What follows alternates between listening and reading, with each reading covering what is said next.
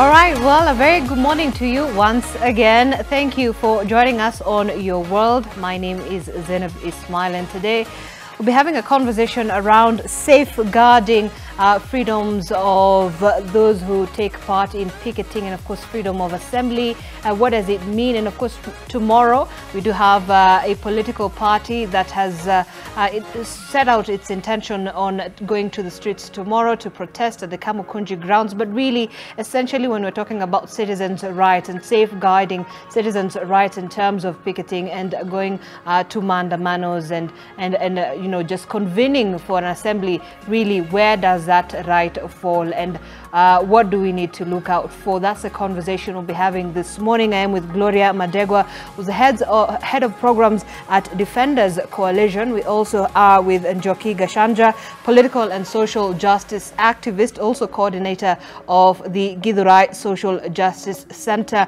And before we begin that conversation, just like yesterday, we did talk about Colgate and a campaign that they have launched, and children all around Kenya rely on water from unsafe sources. So Colgate is asking you to help change this. So just a little water can make a big difference. Now, for every pack of Colgate they say you buy exclusively at Naivas supermarket, you help them build about 30 water wells that will provide clean water for 120,000 Kenyans. So they're saying they want your helping hand to shop at the nearest Naivas store or online at naivas.co.ke. For more information about that particular campaign, you can go to Colgate Kenya's Facebook page or wellboring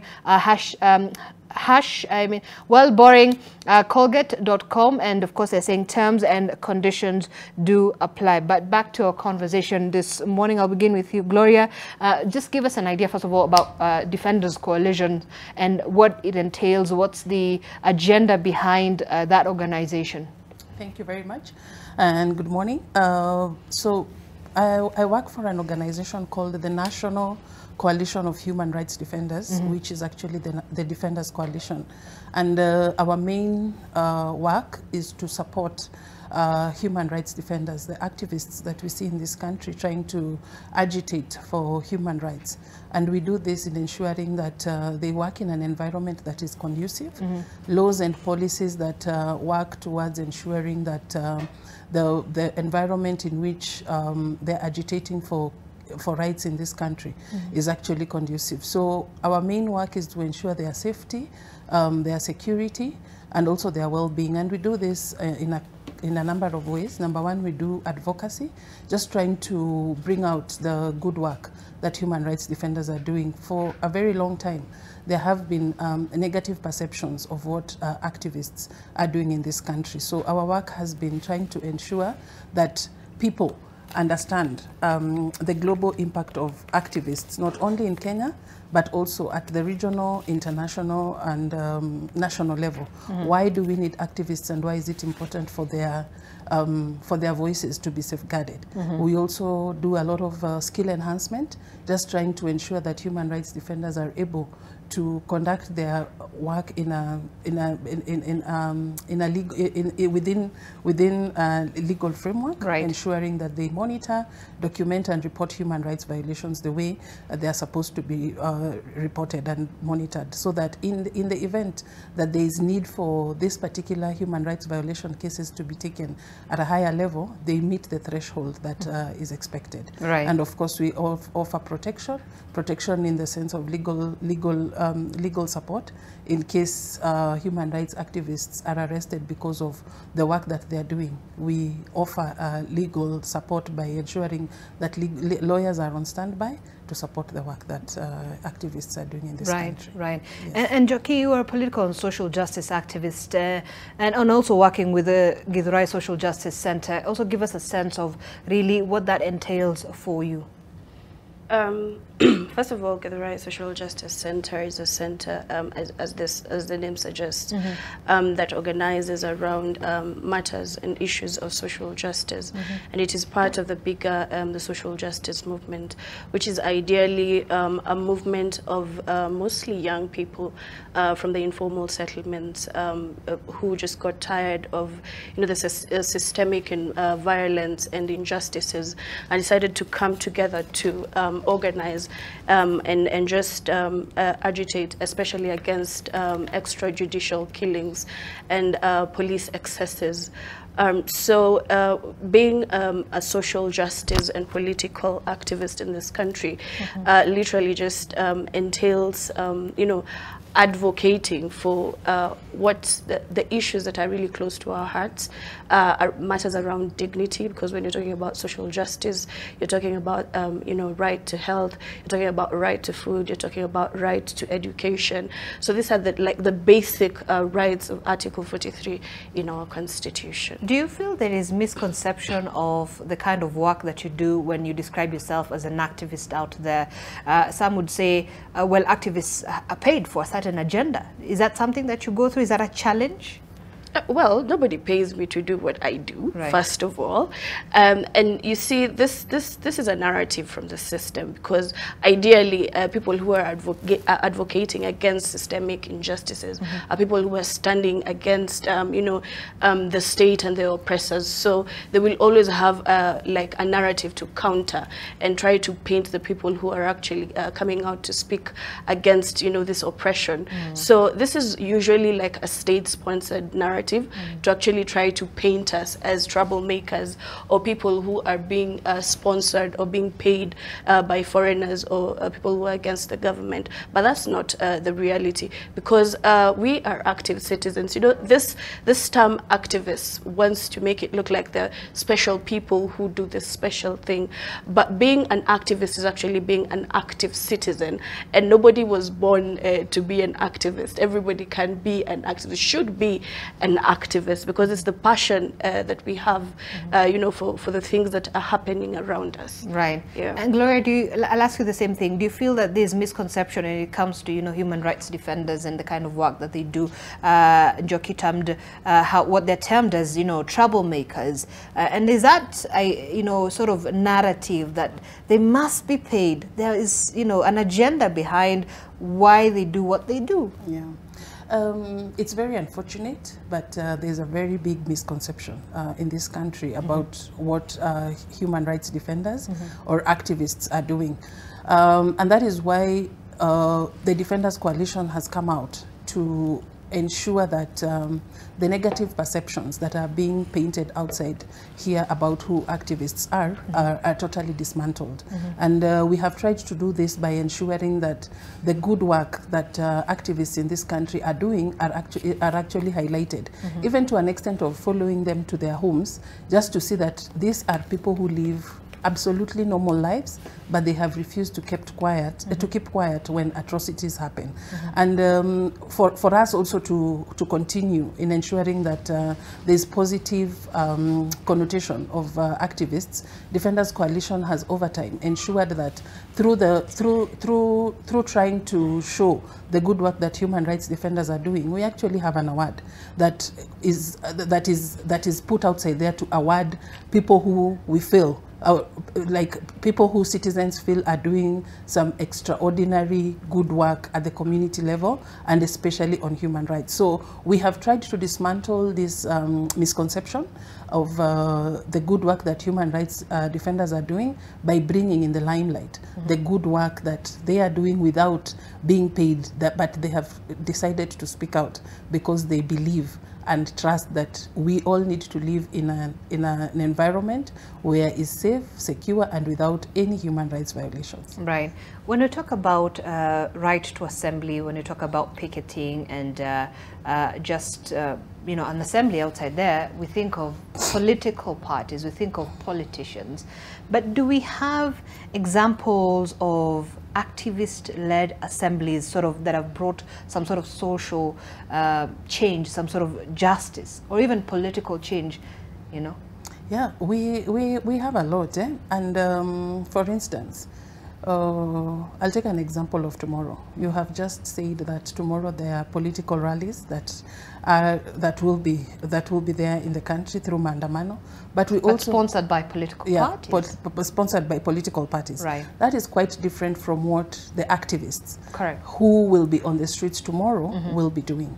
The first thing that the assemblies that are coming together tomorrow to go to the streets to speak against the vices that the human rights violations and the vices that are going on in this country.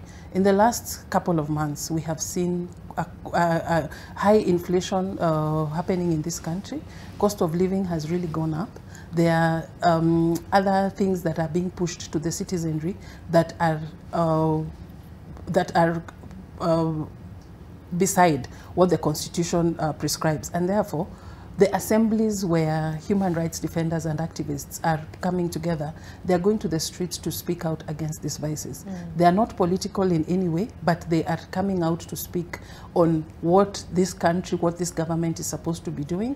If it is an issue of inflation, how are we looking at the citizenry? So people have kept quiet, but the activists and human rights defenders have come together, and tomorrow they will be on the streets to speak out against that. It is in no way connected to the political temperatures that are happening. It might be part of it, yes, but it has not been sponsored by any political party.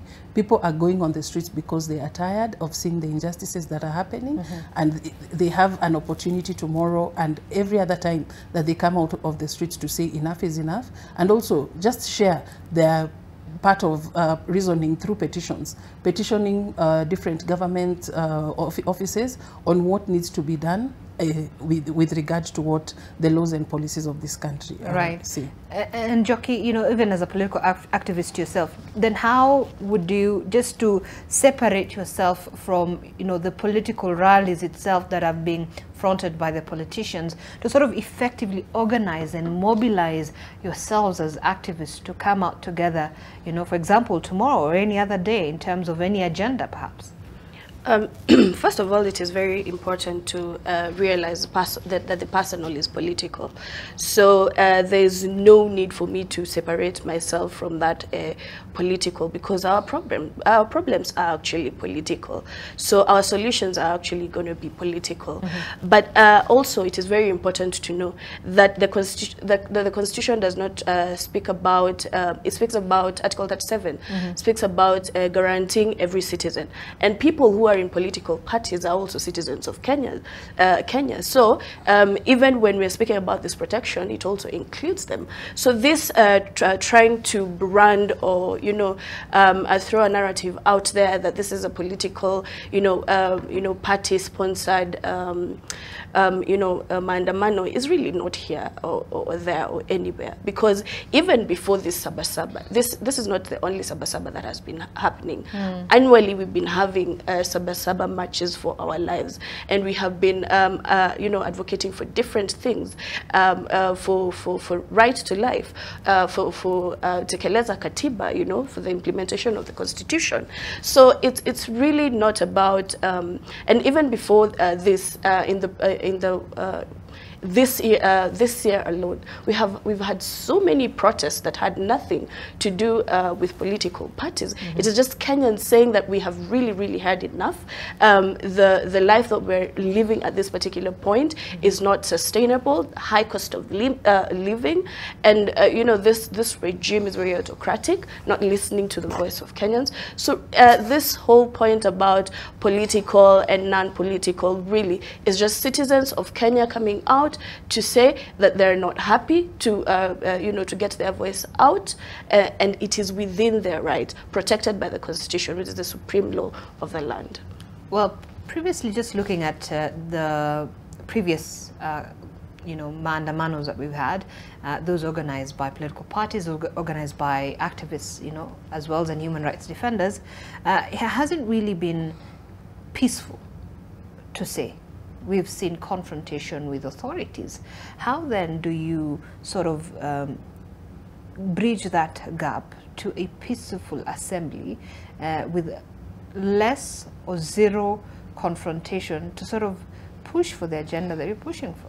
That is a very important question, because then I will ask, who really brings the violence? Because the Constitution is very clear that you have the right to demonstrate, to picket, to petition for as long as you are peaceable and unarmed, But who comes to the streets with batons, with tear gas canisters, with live bullets, And you're coming to citizens that are unarmed, citizens that have even given a notification. They have notified you that they're going to be on the streets for this reason, for this particular reason.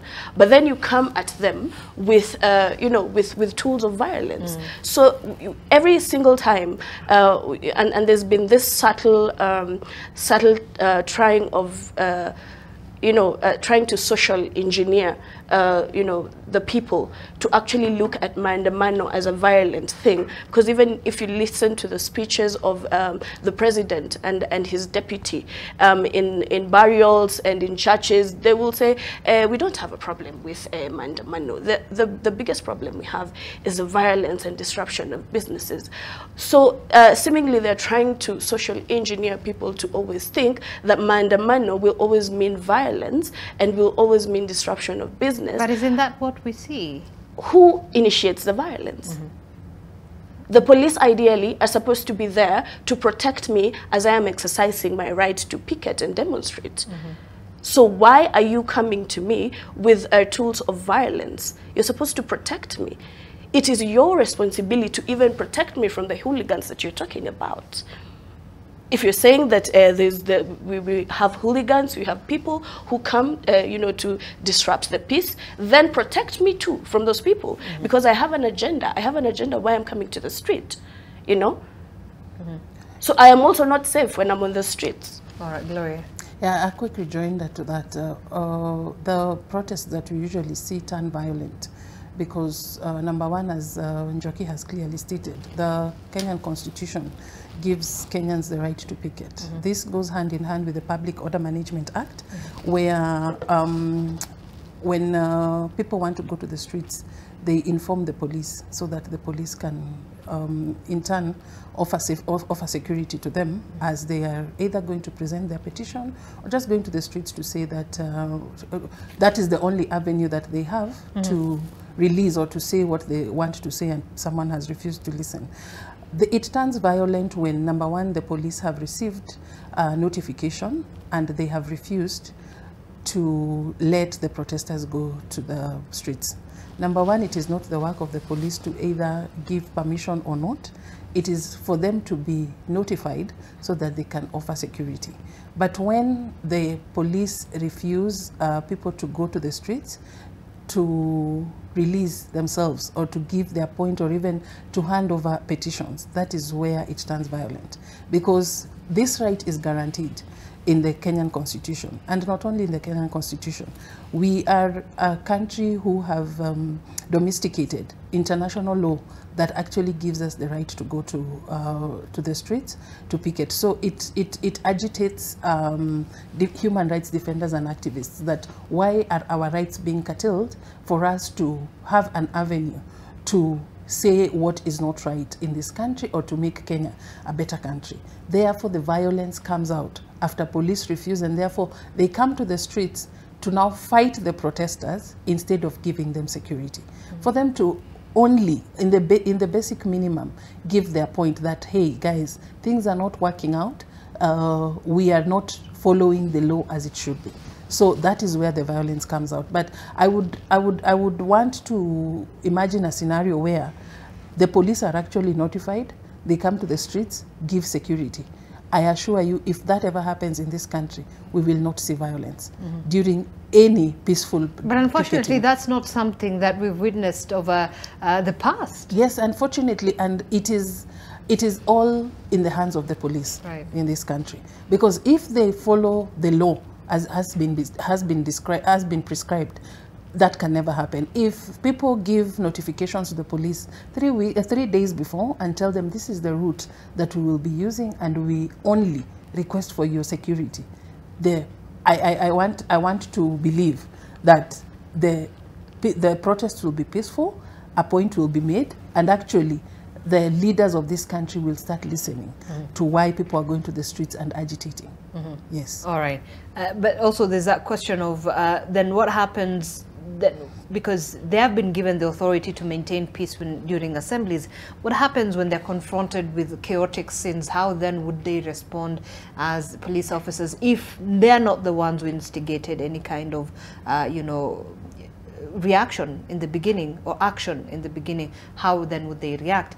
But we'll come back to that in a moment. We have to take a quick break here on Your World. Like I said as we began the bulletin, of course, it was all about what this campaign by Colgate is doing, and they're talking about you can be able to help a smile to those who are next to you, and it is actually asking a helping hand to provide clean drinking water so that children can have a bright future by staying in school. Now, for every packet of Colgate that you buy at your nearest Naivas store over the next 2 months, you are going to help Colgate build about 30 water wells that will provide clean water for 120,000 people. And they're saying that's something that we'll be able to smile about. And when a child has to help their family fetch water, there is no such thing as a day off, so that you can help them change that. And Colgate is asking Kenyans to help support the future of the country and the children. Just like clean water, every little drop makes a difference. For every pack of Colgate you buy at your nearest Naivas store, you're helping to build about 30 water wells that will provide clean water to 120,000 Kenyans. You can find much more on their website as well as their Facebook page. And terms and conditions apply. Let's take a quick break. We'll be back.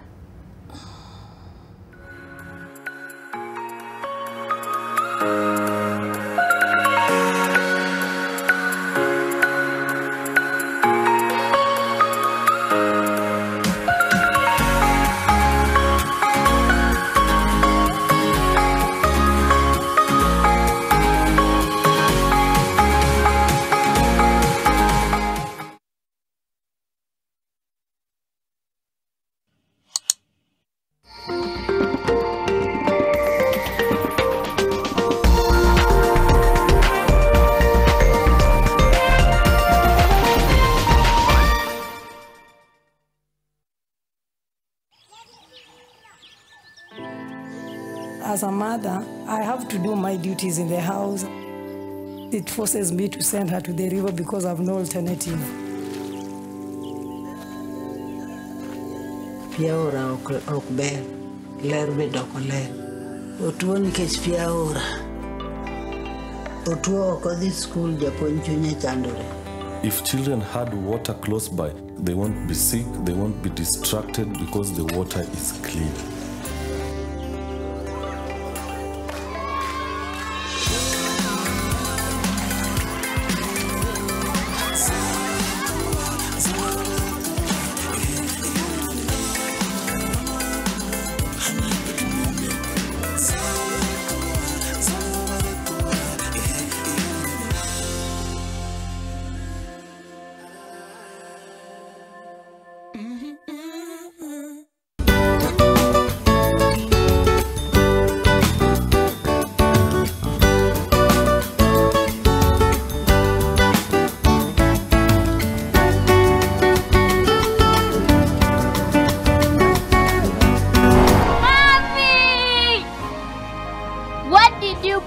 My shirt, a toss of lavender, and a world of freshness. Wash your clothes with Toss Lavender to leave your clothes with a lasting, irresistible freshness.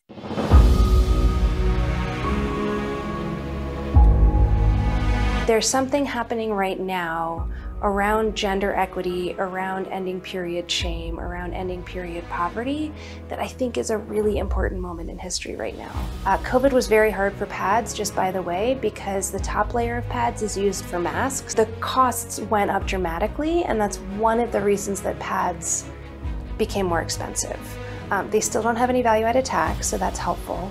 But what's important is the actual pack cost and then the number of pads that you're using per month. Because we know that the economy is hitting everybody, but it's hitting low-income people the worst. This moment in time and this Changing Cycles program is going to be something that we'll look back on and say this was an important moment in this moment in time.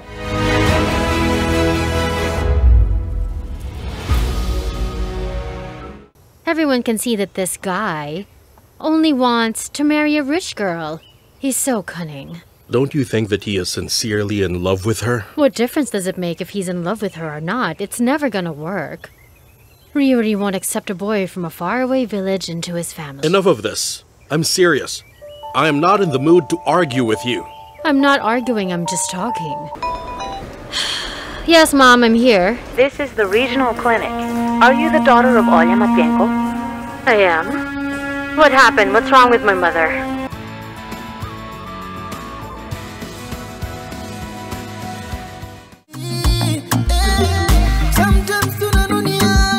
Where else would you be on a Saturday morning?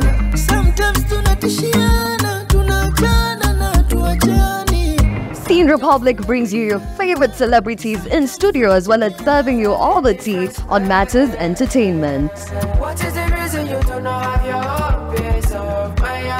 We also get to visit your area code. That's why we have amazing segments pale kwenye the hangout. And also on Bazenga, we bring you the best of the best on different areas of expertise. And guys, nothing beats real good music. Grooved on with top dancers, served real hot by me, DJ Rickmo, the Afro King himself. So make sure you catch us every Saturday from 11 a.m. to 1 p.m. Come to the dance floor, babe. You thought it was over. All eyes on me. Nation FM, where good music lives.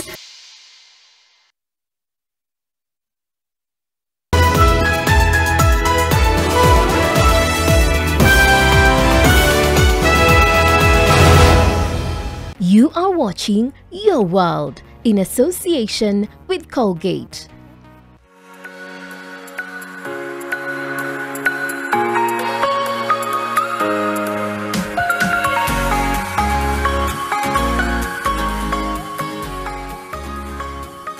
All right, welcome back to the program as we converse around the issue of safeguarding the right to public assembly and, of course, picketing and what that entails, especially for human rights defenders and activists as well. Just once again, I am with Gloria Madegwa, who's the head of Programs Defenders Coalition, as well as Njoki Gashanja, a political and social justice activist, as well as coordinator, Githurai Social Justice Center. Thank you once again for joining us. But I want us to wind up, Gloria, on that particular matter that I'd asked you before we took a break. What happens then when you're confronted with the police who say, you know, we have to sort of quell tensions that are already, you know, taking part in an assembly that, you know, activists are holding? Then how do you reconcile that? Because they're saying we have to use force to sort of to quell the, you know, chaos. I don't know. How do you reconcile that, really? You see, the chaos will only happen if and when the law is not followed. And if the police actually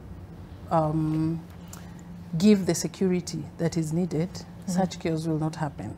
And also let us be alive to the fact that when we go to the streets as activists and human rights defenders, definitely there are people who will come, hooligans, who will be part of the demos to come and bring chaos and negate us from the main reason why we have been why we are in the streets. And that is why the police actually should be in the streets with the tear gas and everything to offer security to the protesters against the hooligans who have come to join and negate the reason why people are on the streets.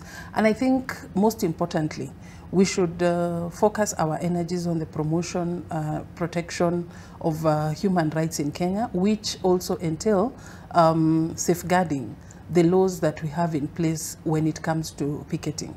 By the time police start engaging in chaos with protesters, there's something that has gone wrong somewhere.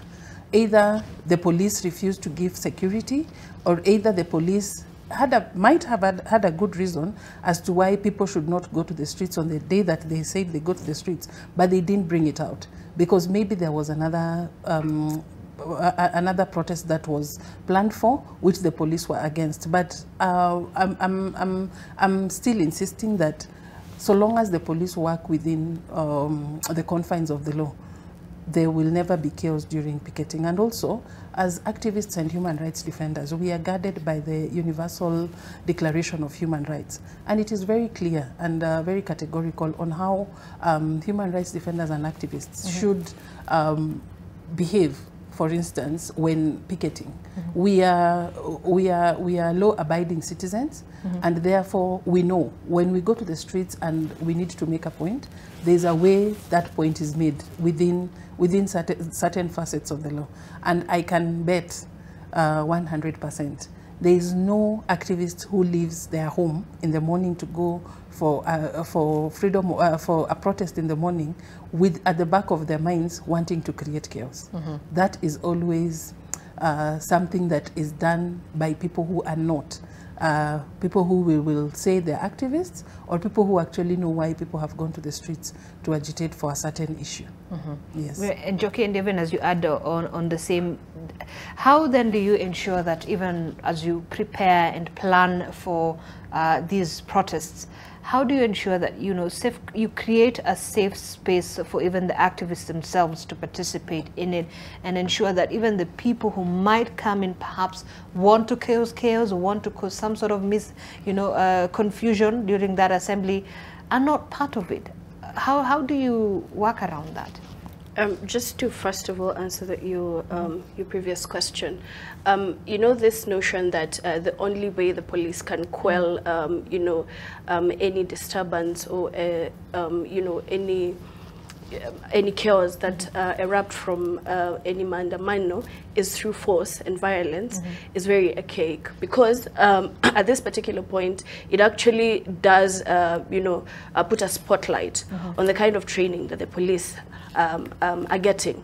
It's still very colonial. It's still really towards suppression and intimidation, and is very founded on violence. But we are saying in this day and age, any training that the police should get should actually be from a human rights-based approach.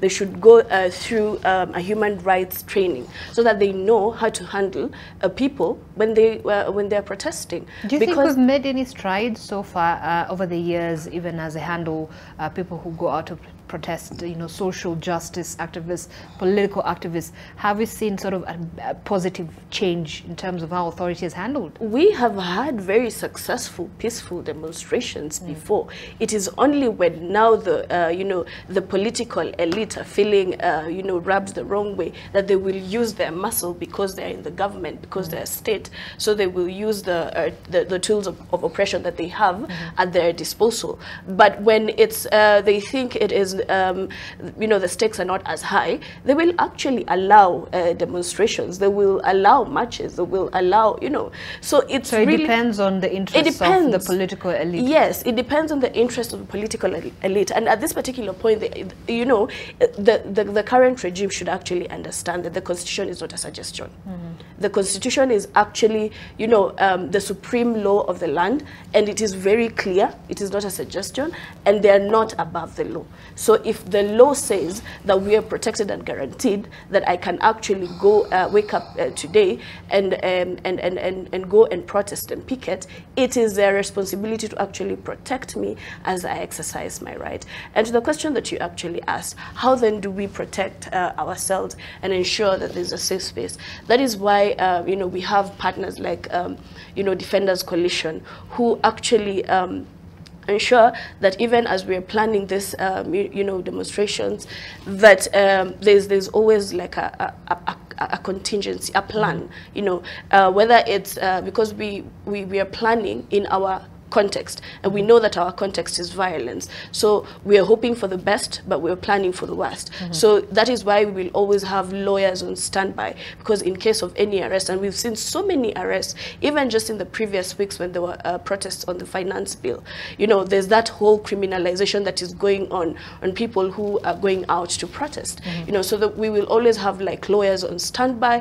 We will always even have ambulances on standby, and we're a family, so we know each other. other. So we always have each other's back. So when, for example, I'm on the street and I'm arrested, there will be a call, you know, in all our circles in the civil society that so-and-so has been arrested, they've been taken to, you know, Central Police Station, so we need all the solidarity that we will need.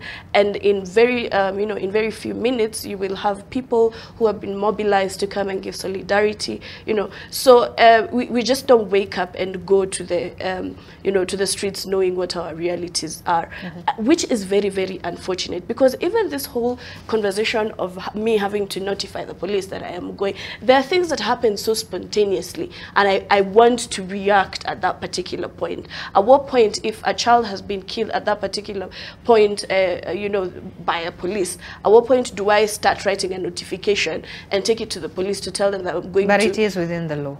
It is within the law, but does it make sense? Because, you know, it does not mean that because something is the law, it is progressive. We know who makes the law, and sometimes they make it, you know, to favor them. But there's a reason why the law is there for the police, of course, which is essentially to protect you when you go out of the streets to talk about a child has been killed. You do know we have repressive laws, right?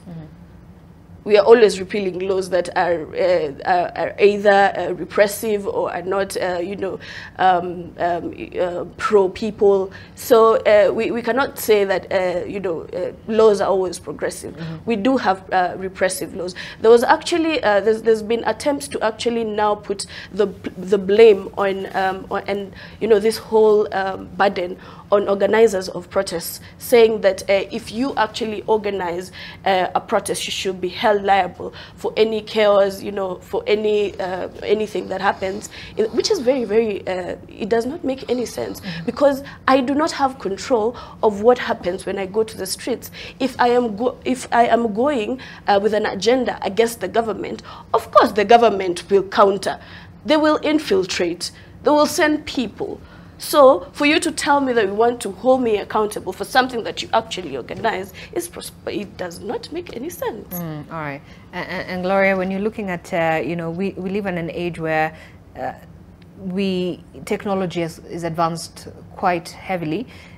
And when you plan for protests and assembly, which is your right, you do it online perhaps, do you feel like sometimes those who organize and plan for protests, it may be anything, do they feel some sort of discrimination, stigmatization, sort of demonization by the public perhaps online? Is this a new area, or is it just the same thing that you face when you go to the streets physically? No. Yeah, technology has come with its own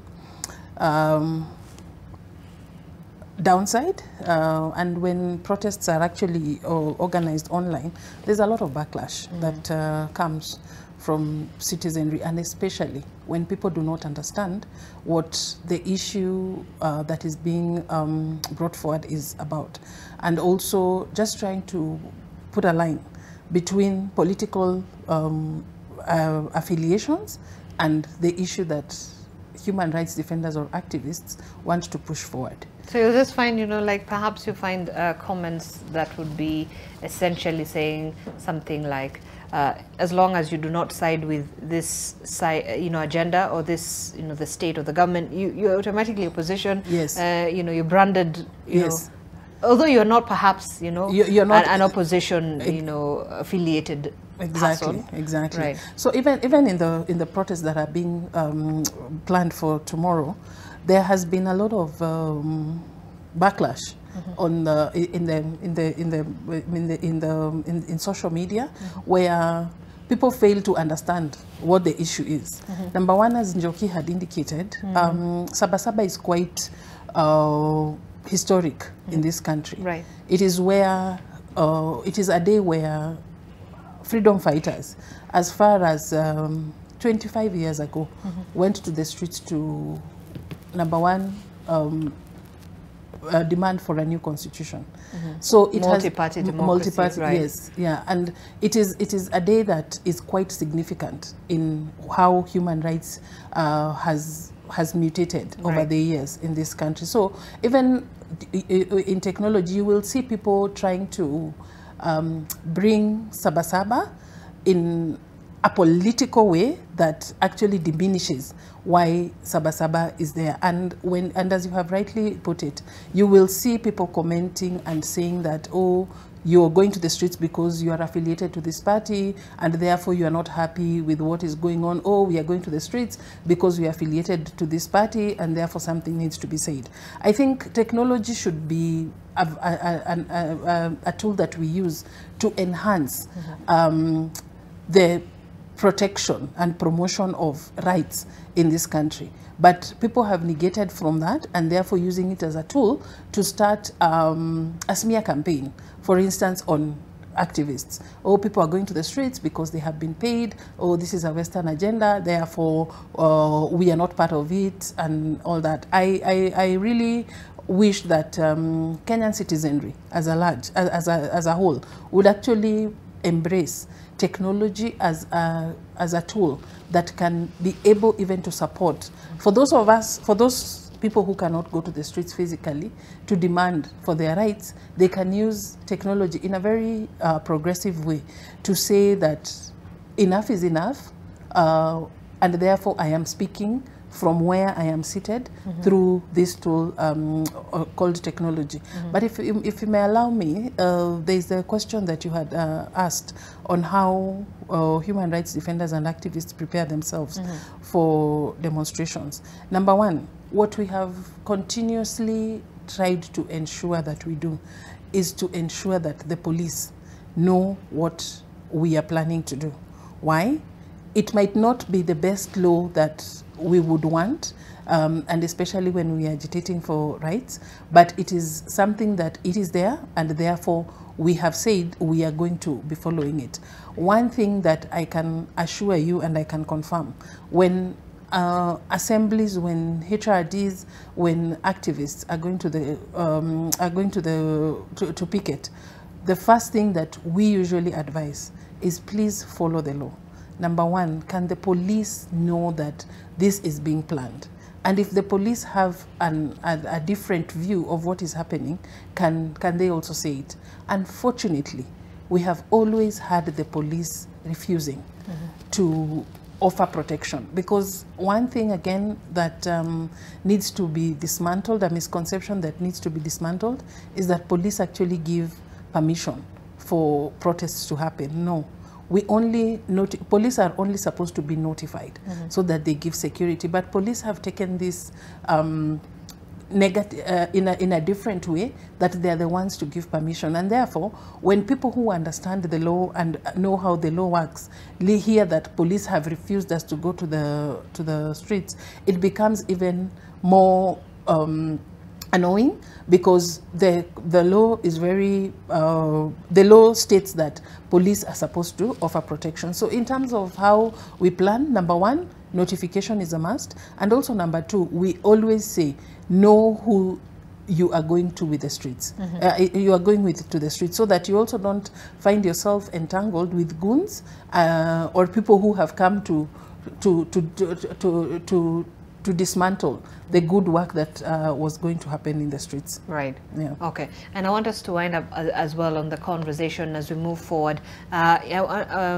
Njoki, there's a lot that needs to be sort of restructured when it comes to the right to assembly, not just by activists or human rights defenders, but also citizens who feel they need to agitate for change, social justice change, political change. How then do we begin addressing some of those issues? First, by starting where you just left, you know, when you say activists and then citizens, activists are citizens of Kenya, and everybody should sometimes be. so there's that. So because I feel it's a narrative that sort of it becomes part of our mindset, Yes, that we are two different people, and we must Right. learn. We must challenge that mentality. I agree with and you. and actually encourage people to come out and become active citizens. Right. And Njoki Gashanja was not born an activist. She was just born Kenyan, and the reason reason why she became an active citizen is because, you know, the injustices that you see every single day. You want to, you know, challenge the status quo because it is oppressive, you know. So we have a long way to go, but people must understand that the reason why we are not having police breaking NTV at this particular point, even as we are here discussing, you know, police and government, is because there are people who actually went out to the streets to fight for these freedoms that we enjoy at this particular point. And you know, these rights and freedoms are not things that you just now gain and sit comfortably. You must stay vigilant and protect, you know, because there's always regimes that will come that will try to, you know, claw back on the gains that we have made. So we must continually have this conversation. And this, you know, all these people, all these elected people, all these state, you know, officials need to know that Kenya is not a banana republic. We actually have a constitution, and no one is above the law. All sovereign power belongs to the people. So even when they are in power, they should know that that power is delegated, it is donated, and we can take it away from them any time if they do not serve our interests and protect our rights. All right. Yeah. And finally, Gloria, your closing remarks as well. Yeah. Right to protest is a very positive right in this country and even globally. And our rallying call as an institution would be for the government of Kenya to clearly understand and articulate the right to protest as a right, and also implement it together with other rights, right of association, right to information, even to an extent of media, to the right of media freedoms. So what our rallying call would be, as much as the government would want to curtail some of these rights, it is important for also to take a step back and try to understand why was this right expressly written in the Constitution of Kenya 2010, and even if it is a matter of putting regulations in place, can the regulations be in tandem with what this particular right is aimed at? So there have been talks that the government would want to limit the right to protest and curtail it even further.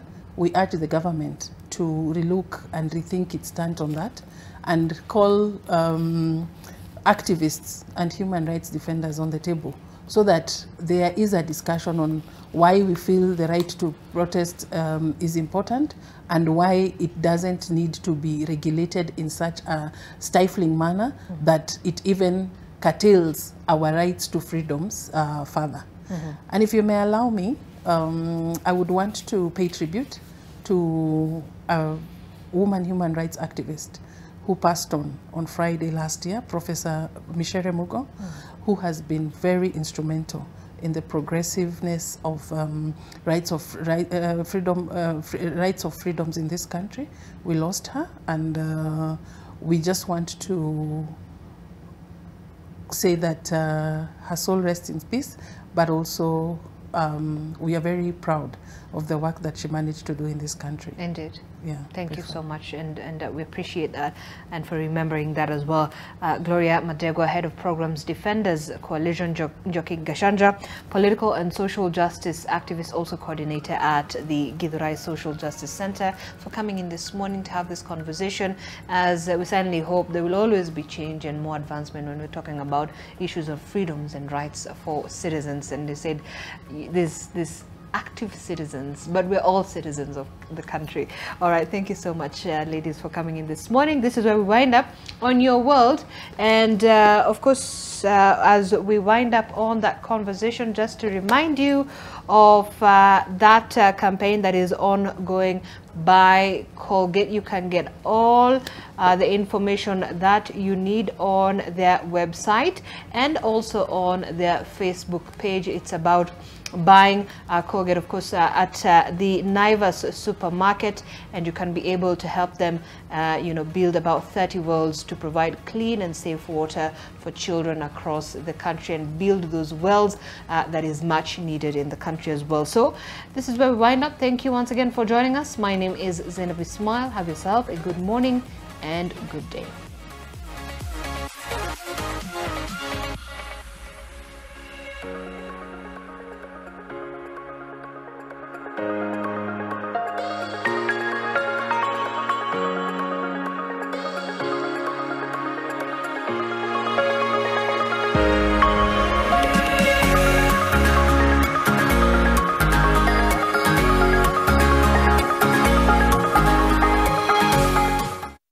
Your World in association